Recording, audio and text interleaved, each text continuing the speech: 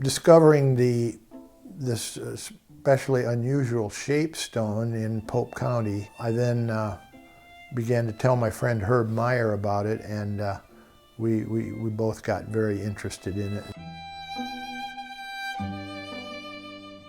We know that there's a lot more of the style of this particular style out there, but let's do a little book in one county. In, I believe, 1994, we published a little book, Pioneer Gravestones of Pope County. Even the Associated Press picked up the story. We began to get calls. I found some of your stones calling from North Carolina, and of course, right away, as any historian would know, oh, that's where the people from Southern Illinois came from. Herb and I were on the road looking for grave markers or responding to calls from people who said, you know, I have a cemetery with a lot of them in it, and so forth and so on. 16 years later, we're still at it and trying then to put it together and so other people can enjoy it. Also to give something back to all the people who have contributed to the study over these years.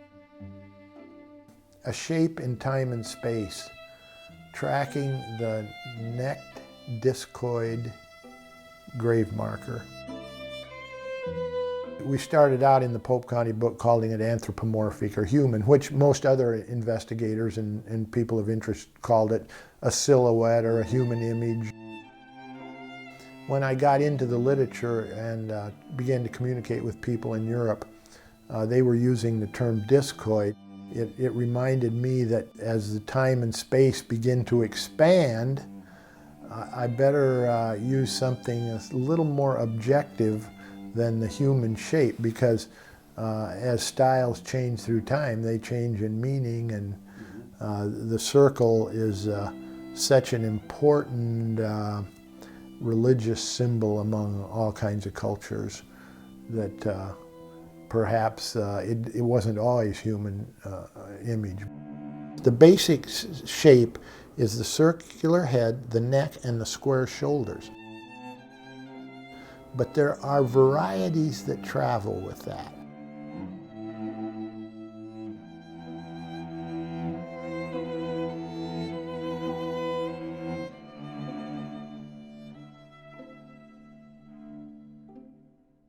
Now we have a sample of in 10 states from North Carolina to Oklahoma, near 450 markers in a couple of hundred cemeteries, and so it's a massive study. Religiosity is certainly not evident in the marker as we know it in the U.S. sample. So have you been to this one, or did he find these on his own? I've never been to there. So in the book I will say, why do we not have this stone in a lot of these other counties?